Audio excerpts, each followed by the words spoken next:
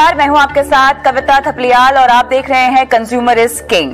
आज हम एक खास मुद्दे पर बात करने वाले हैं। कंज्यूमर अफेयर मिनिस्ट्री की ओर से कंज्यूमर प्रोटेक्शन एक्ट के तहत डायरेक्ट सेलिंग से जुड़े नियमों की अधिसूचना जो है वो जारी कर दी गई है। नए नियम डायरेक्ट सेलिंग से जुड़ी कंपनियों और ई कॉमर्स प्लेटफॉर्म का इस्तेमाल करने वाले डायरेक्ट सेलर्स पर भी लागू होंगे। इस विषय पर एक्सपर्ट्स के साथ हम विस्तार से बात करेंगे, लेकिन आखिर ये पूरा मामला क्या है, देखिए इस रिपोर्ट में। ग्राहकों के हितों को ध्यान में रखते हुए सरकार की ओर से कंज्यूमर प्रोटेक्शन एक्ट के तहत डायरेक्ट सेलिंग से जुड़े नियमों की अधिसूचना जारी कर दी गई है।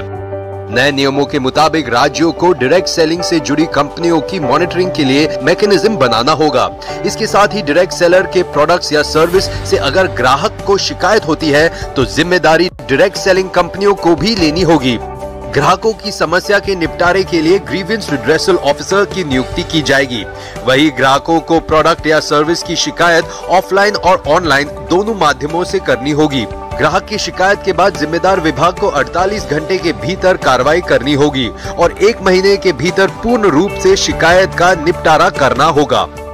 वही अगर 1 महीने में भी शिकायत का निपटारा नहीं होता है तो ग्राहक को लिखित में इसकी शिकायत दर्ज करानी होगी। लगातार मिलती शिकायतों के बाद सरकार की ओर से इन नियमों का पालन करने के लिए 90 दिनों का समय दिया गया है। नए नियम डायरेक्ट सेलिंग से जुड़ी कंपनियों और ई कॉमर्स प्लेटफॉर्म का इस्तेमाल करने वाले डायरेक्ट सेलर्स पर भी लागू होंगे। ईटी नाउ स्वदेश।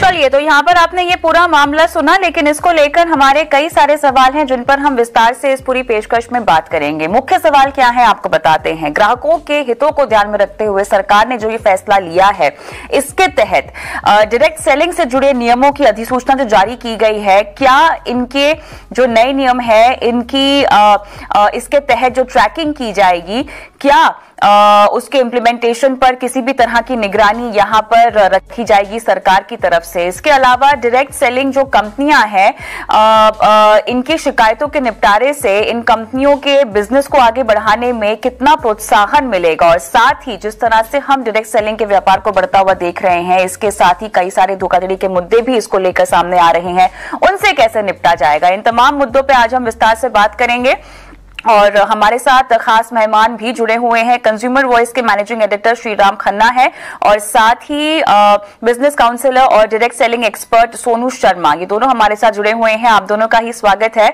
खन्ना साहब, आपके पास आऊंगी। सबसे पहले किस तरह से आप इस नए नियम को देखते हैं? कंज्यूमर अफेयर्स मिनिस्ट्री ने जो कंज्यूमर प्रोटेक्शन एक्ट के तहत जो अधिसूचना जारी की है, डायरेक्ट सेलिंग में जिस तरह की पारदर्शिता की जरूरत थी, क्या इस नियम के बाद, अधिसूचना के बाद आप आती हुई देखते हैं?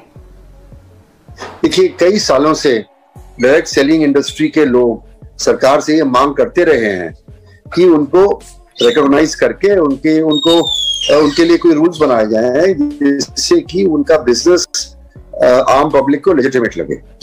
क्योंकि नॉर्मली डायरेक्ट सेलिंग किस तरह है कि भाई एक आदमी दूसरे को बेचता है, दूसरा तीसरे को बेचता है, और पर्सन टू पर्सन मार्केटिंग का वो चैनल बनता है। और ये जो शोरूम्स और होलसेलर और रिटेलर के चैनल को अवॉइड करते हैं, तो ये इसमें पता नहीं लगता कि कौन आदमी किसके बिहाफ पे काम कर रहा है, और इसको शक की दृष्टि से भी देखा जाता है कुछ देशों में। तो इसलिए ये इंडस्ट्री मांग करती रही है कि डायरेक्ट सेलिंग इंडस्ट्री को रिकॉग्नाइज किया जाए और इसके काम को, जो इसका काम है, इसको प्रोत्साहित किया जाए। और वो ये चाहते थे कि इस तरह के रूल बने, और मैं सोचता हूं कि जो लोग डायरेक्ट इंडस्ट्री में हैं, डायरेक्ट मार्केटर्स हैं, वो उनको इसका स्वागत करना चाहिए। हम उपभोक्ताओं के बिहार पे इनका इस रूल्स का स्वागत करते हैं।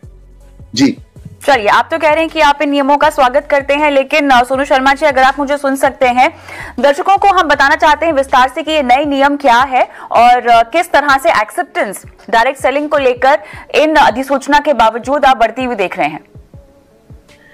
मुझे आपका आवाज आ रहा है मैम?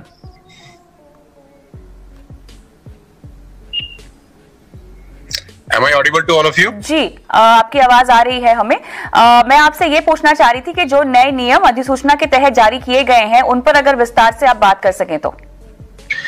ऑलरेडी ये पेंडिंग है, बहुत सालों से we all are waiting for that, और बहुत खुशी है मुझे आज और ये सितंबर में भी इसका नोटिफिकेशन आया था और हम ड्यू था इसको, ये 1-2 महीने में आएगा ही आएगा। तो मैं बहुत खुश हूँ, अपनी पूरी इंडस्ट्री की तरफ से इसको वेलकम करता हूँ। और ये एक ऐसा कदम है गवर्नमेंट ऑफ इंडिया की तरह जो उठाया गया है, जिससे जो सही काम कर रही हैं कंपनियां, जो लीगल तरीके से बिजनेस बिल्ड कर रही हैं, जो नीति आयोग भी बोलता है कि 2025 तक की इंडस्ट्री करीब 65,000 करोड़ की होने वाली है।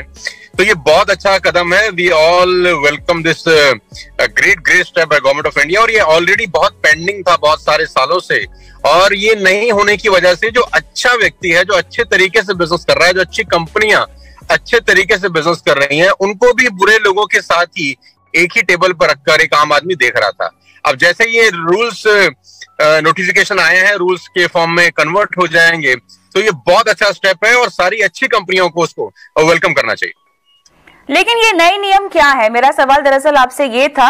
बहरहाल आप खन्ना साहब, आप अगर विस्तार से नए नियम समझा सकें ताकि दर्शकों को भी पता हो कि डायरेक्ट सेलिंग को लेकर जिस अधिसूचना की हम बात कर रहे हैं, इसमें राज्यों के लिए क्या आदेश दिए गए हैं? ये रूल्स हैं जो कि कंज्यूमर प्रोटेक्शन एक्ट 2019 के तहत बनाए गए हैं, और इसमें जो प्रिस्क्रिप्शंस हैं, जो भी डायरेक्ट सेलिंग कंपनी होगी जो इसकी परिभाषा में आती है, उसको ये मापदंड जो है वो क्रियान्वित करने पड़ेंगे कि क्या क्या वो कर सकते हैं, क्या क्या नहीं कर सकते हैं।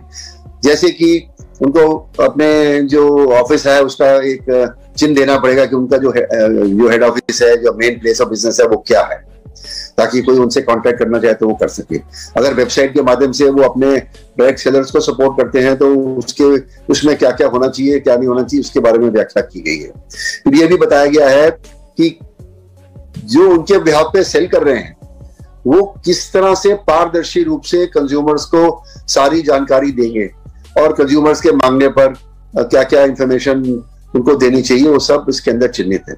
मोटी बात यह है कि इस इंडस्ट्री को ये कहा गया है कि आप पारदर्शी रूप से अपना काम करिए, और जो माल बेचते हैं उसके बारे में, माल के बारे में, उसकी गुणवत्ता के बारे में, उसके दाम के बारे में, उसके ब्रेकअप के बारे में, उसकी वारंटी के बारे में, उसकी गारंटीज के बारे में, वो सारी इंफॉर्मेशन कंज्यूमर को दे, जिसके बेसिस पर वो ये स्टडी कर सके और फिर वो खरीद सके।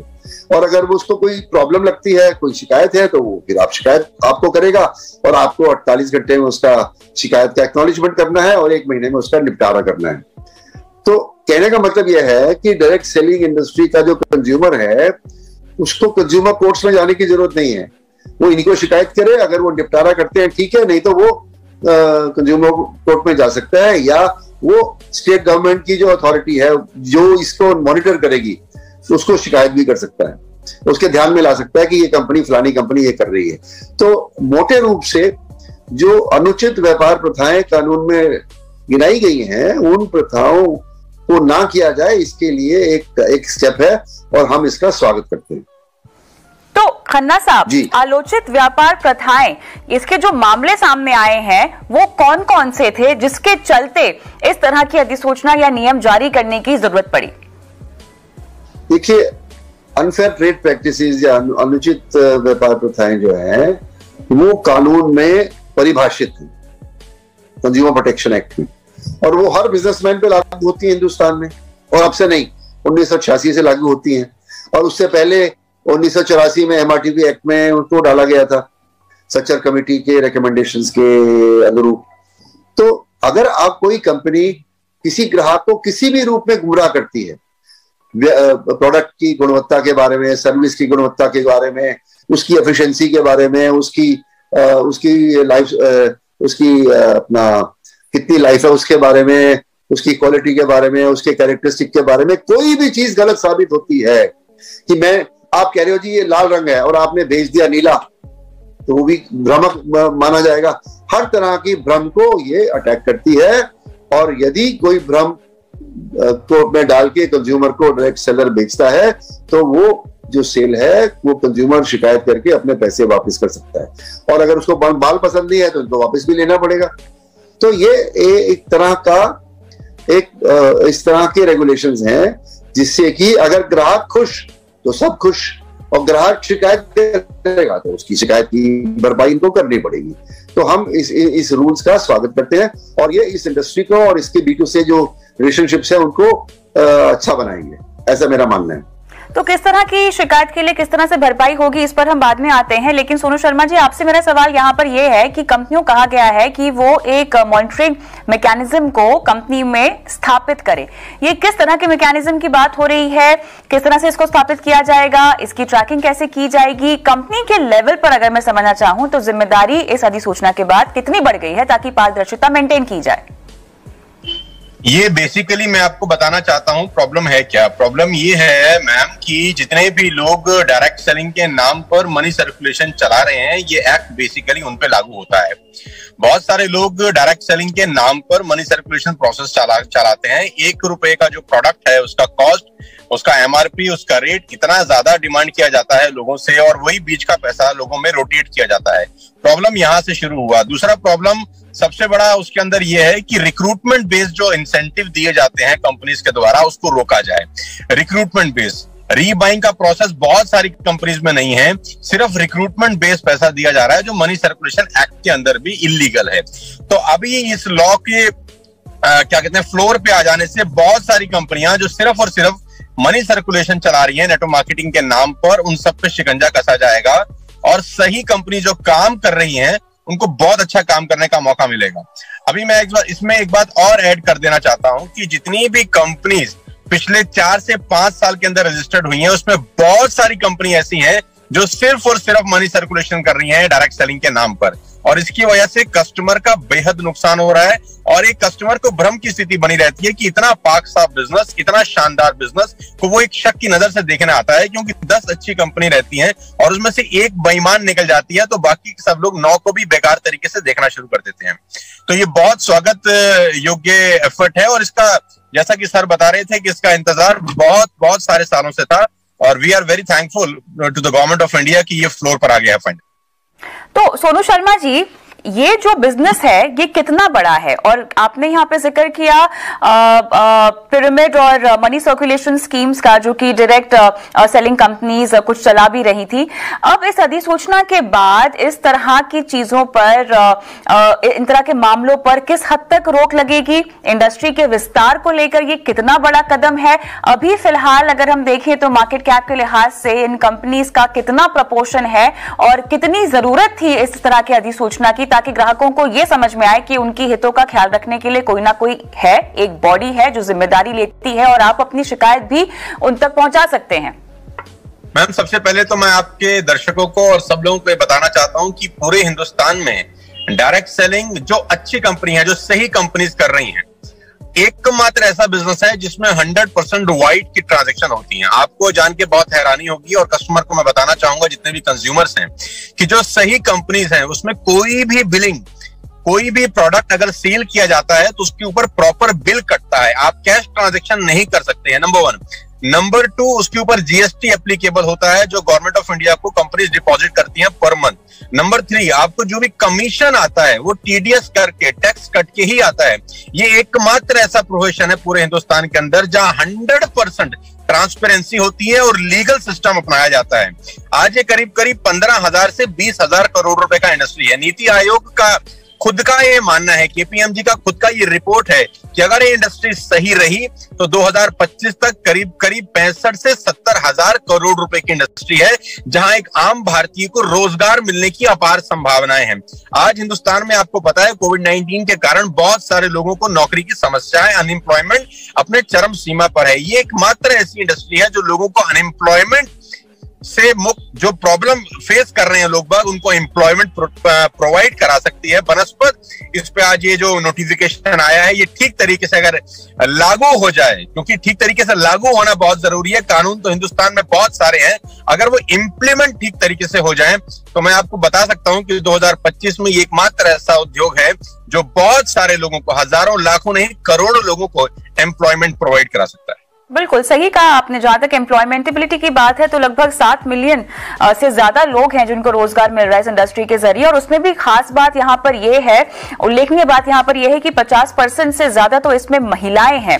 और जिन अधिसूचना नियमों की हम बात कर रहे हैं और इन कंपनियों को लगभग 90 दिनों में जो है इनकी इंप्लीमेंटेशन और इन नियमों को कंप्लाई भी करना होगा। तो खन्ना साहब, सवाल अब यहाँ पर यह उठता है कि हम डायरेक्ट सेलिंग की जब बात करते हैं तो बहुत सारे अंतर्राष्ट्रीय ब्रांड्स का नाम यहाँ पर आता है। जो भी हमने केसेस धोखाधड़ी के या पारदर्शिता की हमने बात की है, कितना भरोसा मिलेगा या कितना एस्टैब्लिशमेंट में और आसानी मिलेगी इन इंटरनेशनल ब्रांड्स को अपने कदम भारत में रखने के लिए? क्योंकि हम बड़े बड़े नाम देखते हैं, एमवे, टपरवेयर, ओरिफ्लेम, कई तरह की ऐसी डायरेक्ट सेलिंग प्रोडक्ट्स हैं जो इन कंपनियों के हम खरीद पाते हैं। कहीं ना कहीं जिन पॉन्जी स्कीम्स की हम बात कर रहे हैं, मनी सर्कुलेशन की बात कर रहे हैं, इनके ब्रांड को हिट होता होगा इन सब की वजह से। अब ये ब्रांड्स किस तरह से स्टैंड आउट करेंगे? देखिए, जो मनी सर्कुलेशन स्कीम है वो इन रूल्स में कवर नहीं होते। तो कोई मनी सर्कुलेशन स्कीम अपने आप को डायरेक्ट सेलर कह के अपना काम नहीं कर सकता। ये एक इसकी इन रूल्स का एक फायदा होगा। उससे क्या होगा कि जो ये नंबर 2 का काम कर रहे हैं उनको पारदर्शिता अपनानी पड़ेगी और उसमें वो पकड़े जाएंगे। और इसका मतलब यह है कि जो नंबर 2 का काम करने वाले हैं उनके लिए मुश्किल हो जाएगा डायरेक्ट सेलिंग से अपने बिजनेस को बढ़ाना, क्योंकि इन रूल्स को वो फॉलो नहीं कर पाएंगे और फॉलो करेंगे तो फिर वो एक्सपोज होंगे तो उनका बिजनेस जिस तरह वो चल रहे हैं उस तरह चल नहीं पाएगा, ऐसा मेरा मानना है। अब सोनू जी को क्या लगता है ये वो बताएंगे। जी सोनू जी। मैम, हम लोग जब इस नोटिफिकेशन के ऊपर चर्चा कर रहे थे बहुत साल से, I am in the industry from the last 20 years, हम लोग का डिमांड था कि कोई भी व्यक्ति डायरेक्ट सेलिंग कंपनी जब तक एक x amount government of India को डिपॉजिट नहीं करता खोल ही ना सके। हमारे बहुत सारे सजेशंस थे, बहुत सारे हम लोगों ने सुझाव सरकार को दिए, प्रीवियस गवर्नमेंट को भी दिए, और ये जो ये नया गवर्नमेंट है यहाँ पर भी बहुत सारी मीटिंग्स हुई। बैक टू बैक फिक्की के साथ हम लोग कोऑर्डिनेशन में थे, टच में थे कि एक लमसम अमाउंट भी as a security amount deposit कराए कोई भी कंपनी अगर अपना डायरेक्ट सेलिंग बिजनेस शुरू करना चाहती है। बिकॉज होता क्या है, 4 कंप्यूटर लगाए, 4 लोग बैठे और अपना डायरेक्ट सेलिंग बिजनेस शुरू कर लिया और डायरेक्ट सेलिंग के नाम पर कुछ भी ऊट पटांग बेचना शुरू कर दिया। वो प्रोडक्ट बेचने शुरू कर दिए जिसका रीबाइंग ही नहीं है, वो प्रोडक्ट जिसका क्वालिटी बहुत खराब है, वो प्रोडक्ट जिसका प्राइस इतना ज्यादा है कि एक आम आदमी की पहुंच से बहुत ज्यादा है। अब इस नोटिफिकेशन के द्वारा सर जो बता रहे थे खन्ना साहब, मैं बिल्कुल उनसे इत्तेफाक रखता हूं कि असली और नकली, जिसको कहते हैं दूध और दूध का दूध, पानी का पानी, ये हो जाएगा। और एक कंज्यूमर जो एक सयाना कंज्यूमर है, एक सया कस्टमर है जो अपना करियर बनाना चाहता है इस फील्ड में, वो बिंदास होकर इस प्रोफेशन को ज्वाइन कर सकता है और अगले 4 से 5 साल के अंदर अपने सारे के सारे सपनों को पूरा कर सकता है। अच्छा, जिस शिकायत के निपटारे की हम बात कर रहे हैं सोनू जी, ये ग्रीवांस रिड्रेसल की पूरी प्रक्रिया क्या होगी? अगर मैं एक ग्राहक हूं जिसे अपनी शिकायत का निपटारा करवाना है या अपनी शिकायत पहुंचवानी है, तो ये पूरी प्रक्रिया क्या होगी? किस तरह से मुझे अप्रोच करना होगा और शिकायत का निपटारा कैसे होगा? मैम, उसके लिए पूरा नोटिफिकेशन एक बार पढ़ना बहुत जरूरी है, क्योंकि नया नोटिफिकेशन अभी पूरा पब्लिश हुआ है। उसमें क्या अमेंडमेंट किए गए हैं, क्योंकि सितंबर में भी ये नोटिफिकेशन आया था, 2014 से चल रहा है ये एक्चुअली प्रोसेस। तो एक बार उसको पढ़ना पड़ेगा कि क्या अमेंडमेंट्स हुए हैं, क्या चेंजेस हुए हैं, उसके बाद इसके बारे में बात की जा सकती है। खन्ना साहब, आप बताएंगे ग्रीवांस है कि हर डायरेक्ट सेलिंग कंपनी को ग्रीवेंस ऑफिसर नॉमिनेट करना पड़ेगा, जिसको कोई भी कंज्यूमर अपनी ग्रीवेंस भेज सकता है, ऑफलाइन या ऑनलाइन। और एक नोडल ऑफिसर इनको नियुक्त करना पड़ेगा और समय सीमा के अंदर जितने भी शिकायत आएंगे इसका निपटारा इन्हें खुद करना पड़ेगा। और हम तो ये सजेस्ट कर रहे हैं सरकार को कि एक स्टैंडर्ड है ISO 10001, ISO 10001 और 10002। ISO 10002 ये बताता है कि किस तरह किसी कंपनी को कंज्यूमर्स की कंप्लेंट्स को रिसीव करना चाहिए, एक्नॉलेज करना चाहिए, उनको प्रोसेस करके उनका निपटारा करना चाहिए। तो हर कंपनी अपना तरीका अपना सकती है, परंतु अगर एक मापदंड होगा तो वो सबके लिए आसान हो जाएगा और मॉनिटरिंग भी उसकी आसानी से हो जाएगी। इसलिए हम तो ये सजेस्ट कर रहे हैं गवर्नमेंट को कि ISO 10002 को अप्लाई किया जाए और इन रूल्स में ISO 10002 को भी मेंशन किया जाए। और अगर नहीं मेंशन करना चाहते तो कंपनी स्वयं ही ISO 10002 फॉलो करना शुरू कर दें। वो एक ग्लोबल स्टैंडर्ड है कंज्यूमर कंप्लेंट रिड्रेसल का और उससे उनकी कंपनी की साख बढ़ेगी। जी, कहीं ना कहीं अगर हमें इस कारोबार को आगे बढ़ाना है सोनू जी, तो इस तरह के नोटिफिकेशंस के अलावा इनोवेशन की भी तो जरूरत होगी इसको आगे बढ़ाने के लिए, क्योंकि देखिए आज का जो मार्केट है वो काफी बड़ा है। केवल डायरेक्ट सेलिंग तो एक जरिया नहीं है जहां से लोग खरीदारी कर रहे हैं, ई कॉमर्स है, ऑनलाइन की दुनिया बहुत ज्यादा बड़ी हो गई है, गहरी होती भी जा रही है। कहीं ना कहीं ये कंपटीशन तो है ही, किस तरह के इनोवेशंस की जरूरत है। इनोवेशंस आएंगे तो वहां पर एक ग्राहक की सुरक्षा का भी सवाल आएगा और कारोबार में पारदर्शिता का भी सवाल आएगा। तो कैसे आगे बढ़ा जाए? पहले तो मैडम मैं आपको ये बता दूं कि जो डायरेक्ट सेलिंग के थ्रू प्रोडक्ट का खरीद फरोख्त होता है और सेल परचेज होता है, और जो दूसरा माध्यम है प्रोडक्ट को सेल और परचेज करने का, दोनों में जमीन और आसमान का फर्क है। पहली बात तो जितना भाई अच्छा डायरेक्ट सेलिंग कंपनी है, मैं नाम यहाँ पर नहीं लेना चाहूंगा, ABCDEF जो भी कंपनीज हैं जो अच्छे तरीके से डायरेक्ट सेलिंग करती हैं और जिनमें रीबाइंग होती है। रीबाइंग का मेरा मतलब बड़ा सीधा सा है कि एक ही प्रोडक्ट को बार बार बेचा जाता है और खरीदा जाता है, एक ही कस्टमर एक ही प्रोडक्ट को बार बार बाय करता है। तो इनोवेशन इसलिए भी बढ़ जाता है क्योंकि कंपनी तभी ही बड़ी होती है जब एक ही कस्टमर उसी प्रोडक्ट को बार बार खरीदता है, और बार बार तभी खरीदेगा जब उसका क्वालिटी, उसका वैल्यू और उसका प्राइस उसको माफिक लगेगा बाजार के मुताबिक। तो ये बहुत ज्यादा जरूरी है किसी भी कंपनी के लिए कि वो इनोवेटिव रहेगी अपने प्रोडक्ट्स की क्वालिटी में, क्योंकि उसका प्रोडक्ट अगर बार बार बिकेगा नहीं तो कंपनी का टर्नओवर बढ़ेगा नहीं। क्योंकि यहां पर असली और नकली का भेद मालूम चलेगा, क्योंकि जो नकली कंपनी रहती है वो रिक्रूटमेंट पे पैसा देती है। आपने किसी एक व्यक्ति को रिक्रूट किया and you will earn 10,000 rupees और 5,000 रुपीज, उसके बाद वो बाइंग करे कि ना करे किसी को कोई मतलब नहीं रहता। लेकिन जो जेन्युइन डायरेक्ट सेलिंग कंपनी है वो रिक्रूटमेंट पे पैसा नहीं होता, वो रीबाइंग का जो स्ट्रक्चर है वो बहुत इंपॉर्टेंट है। इसीलिए मैं अपने प्रोग्राम्स में भी बोलता हूं कि ये कल्टीवेशन का बिजनेस है, हंटिंग का नहीं है। जो नकली कंपनी है वो हंटिंग करती है बेसिकली। तो इनोवेशन करना पड़ेगा सारी कंपनियों को अपनी प्रोडक्ट की क्वालिटी बढ़ाने के लिए। प्राइसिंग एक बहुत बड़ा इंपॉर्टेंट रोल प्ले करता है, क्योंकि ई कॉमर्स के ऊपर आपको पता है कि टफ कंपटीशन है। तो सारी कंपनीज को अपने प्राइस के ऊपर बहुत काम करना पड़ेगा। क्वालिटी नो डाउट वैसी रखनी पड़ेगी कि एक ही कस्टमर वही प्रोडक्ट को बार बार बाय करे। अच्छा, रिक्रूटमेंट के मामले पर थोड़ा सा बात करना चाहती हूं मैं। खन्ना साहब, अगर आप प्रकाश डाल सके, क्वालिटी ऑफ रिक्रूटमेंट यहां पर काफी हद तक मायने रखती है। किस तरह के स्किल सेट और एक्सपर्टीज पर तवज्जो देना चाहिए आपके मुताबिक? देखिए, हमारे जो इकोनॉमिक डेटा आ रहे हैं उसमें यह बताया जा रहा है कि जो यंगर एलिमेंट है, जो ग्रेजुएट हैं, जो 12वीं पास हैं, जो पढ़ लिख के बैठे हैं, उनको नौकरी नहीं मिल रही है, और लाखों लोग हैं हर स्टेट में। तो अनएम्प्लॉयमेंट इतनी बढ़ी हुई है कि कोई भी नया एवेन्यू एम्प्लॉयमेंट का, इनमें से कई लोग ऐसे होंगे जो डायरेक्ट सेलिंग में जा सकते हैं। और सोनू जी बताएंगे डायरेक्ट सेलिंग में क्या चाहिए आपको। अच्छी प्रेजेंटेशन, अच्छे बोलने का तरीका, अच्छा समझाने का तरीका और अप्रोच करने का तरीका। और जो आदमी ये सब गुण रखता है वो डायरेक्ट सेलिंग में जा सकता है। और आजकल तो ये है कि आजकल ई कॉमर्स वालों ने तो आर्मी यंग लोगों की रिक्रूट करी हुई है, जो मोटरसाइकिल स्कूटर पे अपना बस्ता पीछे उठा के और माल डिलीवर कर रहे हैं। तो जो उनमें से बढ़िया इन क्वालिटीज को रखते हैं वो डिलीवरी बॉय की जगह वे सेल्समैन भी बन सकते हैं, और उनका लेजिटिमेसी होगा, उनके पास आइडेंटिफिकेशन होगा, किसी डायरेक्ट सेलिंग कंपनी से वो जुड़े होंगे, तो घर घर जाके भी वो ये माल बेच सकते हैं। तो मैं इसका स्वागत करता हूं, क्योंकि ये इंडस्ट्री एक नई तरह की सेल्फ एम्प्लॉयमेंट लाएगी। क्योंकि जो डायरेक्ट सेलर है वो उस तरह का एम्प्लॉय नहीं है जो तनख्वाह के बेसिस पे काम कर रहा है और जो दफ्तर में बैठा हुआ है। वो परफॉर्मेंस के बेसिस पे माल बेचेगा तो उसको पैसा मिलेगा, और माल बेच नहीं पाएगा तो पैसा नहीं मिलेगा। तो इसलिए ये बिजनेस को भी बढ़ाएगा और अपनी एम्प्लॉयमेंट भी जनरेट होगी, ऐसा मेरा मानना है। इसलिए मैं इसका स्वागत करता हूं जी। महिलाओं के रोल में सोनू जी कितना और इजाफा हो सकता है, क्योंकि महिलाएं कहीं ना कहीं as an employ trust factor भी लेके आती हैं, स्पेशली अगर मैं कस्टमर पॉइंट ऑफ व्यू से देखना चाहूं।